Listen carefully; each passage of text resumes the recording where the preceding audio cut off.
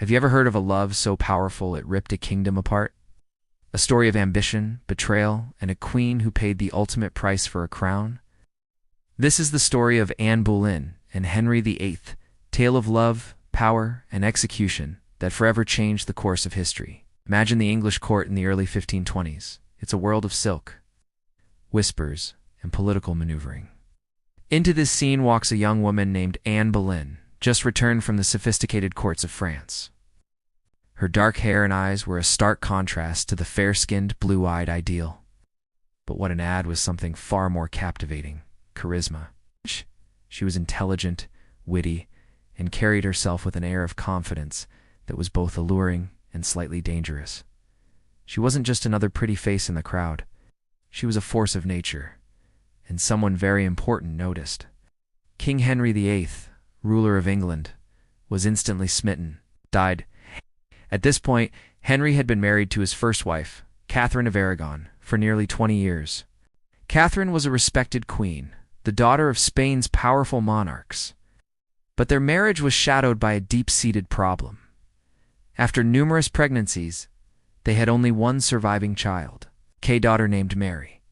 For Henry, this wasn't enough. He was obsessed with securing the Tudor dynasty, and to do that, he needed a male heir. His desire for a son was becoming a national crisis. When Henry's gaze fell upon Anne, he likely saw her as just another potential mistress. The king had a wandering eye, and courtly affairs were common. But Anne Boleyn was different. She had seen how royal mistresses were used and then cast aside. She had seen her own sister, Mary Boleyn, become the king's lover, only to be discarded when he grew tired of her. Anne was determined not to suffer the same fate. She refused to be just another notch on the king's bedpost. She played a masterful game, holding Henry at arm's length, refusing his advances unless he could offer her the one thing she truly wanted: a crown. She would be his wife and queen, or she would be nothing to him at all. This refusal only fueled Henry's desire. It turned his infatuation into a full-blown obsession. He was a king accustomed to getting everything he wanted, and here was a woman telling him no. He poured his heart out in a series of passionate love letters, many of which survive to this day. He wrote to her, "My heart and I surrender themselves into your hands," declaring her his one and only. He promised her anything, if only she would be his. But there was a massive obstacle: his current wife, Queen Catherine. To marry Anne, Henry needed the Pope to grant him an annulment, essentially declaring his marriage to Catherine invalid from the start.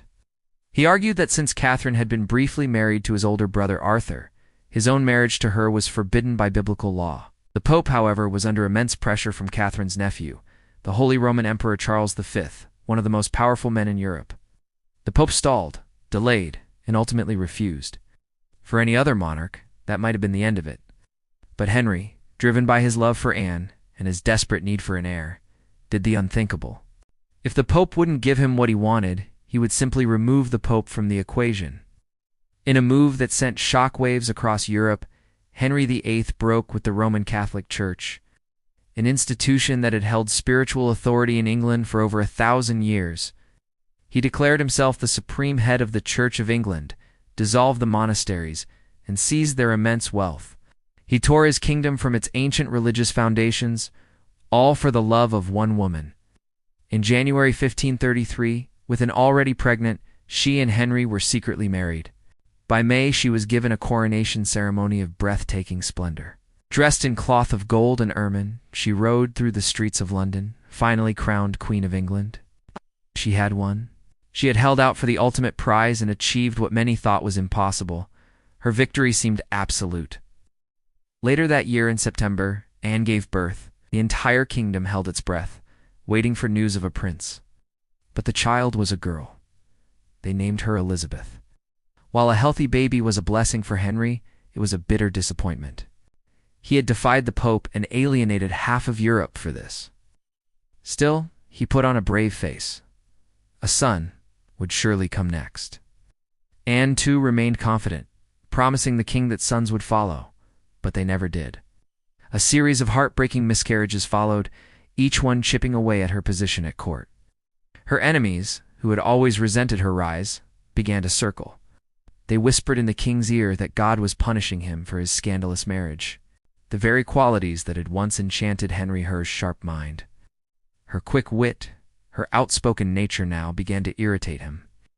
He had wanted a queen who was his intellectual equal, but now he found her opinions challenging and her temper draining. As Henry's frustration grew, his eye began to wander once more.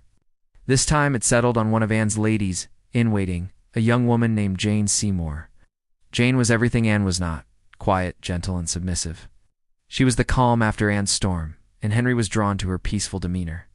By the spring of 1536, Anne's time was running out. Her enemies, led by the king's chief minister, Thomas Cromwell, saw their chance. Anne had become an obstacle.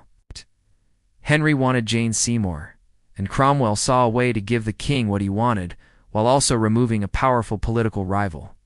A plot was hatched. On May 2nd, 1536, Queen Anne Boleyn was arrested and taken to the Tower of London. The charges were shocking: adultery with multiple men, including her own brother, George Boleyn. She was also accused of incest and treason, plotting the king's death. Historians today almost universally agree that these charges were completely fabricated, a convenient legal fiction to get her out of the way. Her trial was a sham. Despite defending herself with eloquence and intelligence, the verdict was a foregone conclusion. She was found guilty. Her supposed lovers, including her brother, were brutally executed. Anne was condemned to die. On the morning of May 19, 1536, Anne Boleyn walked to the scaffold within the walls of the tower. She chose to face death, not on the common block with an axe, but with a more dignified execution by a skilled swordsman summoned from France. She was dressed elegantly in dark gray silk with a crimson kirtle and an ermine mantle. She showed no fear, only a remarkable, quiet dignity. Before kneeling, she addressed the small crowd of witnesses. She did not confess to the crimes she was accused of, nor did she protest her innocence. Instead, she spoke with grace, saying, "I pray God save the king, and send him long to reign over you." With one swift stroke of the sword, Anne Boleyn's life was over. She was just 29 or 30 years old.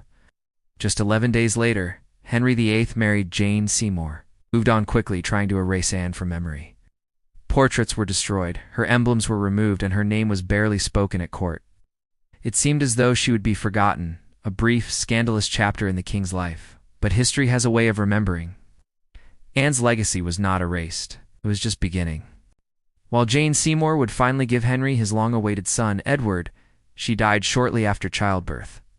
And Anne's greatest triumph would come through the daughter Henry had initially dismissed. That baby girl, Elizabeth, would grow up to become Queen Elizabeth I. She would reign for 45 years.